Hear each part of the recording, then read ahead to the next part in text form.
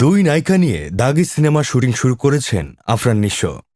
কথা ছিল আনুষ্ঠানিক ঘোষণা দিয়ে সিনেমাটি শুট শুরু হবে, কিন্তু নানা জটিলতায় সেটা সম্ভব না হওয়ায় অনেকটাই গোপনে সিনেমাটির অ্যানাউন্সমেন্ট প্রোমোর দৃশ্য ধারণ শুরু হয়েছে।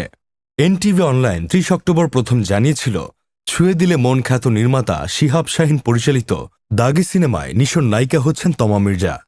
তিনি ছাড়াও আরও এক নায়িকাকে দেখা যাবে এই সিনেমায়। সেই নায়িকা সুনেরাহ বিনতে কামাল। সুনেরা এর আগে নডরাই ও অন্তর্জাল সিনেমায় অভিনয় করেছেন, তবে তিনি বর্তমানে ব্যস্ত ছিলেন একাধিক নাটকের শুটে।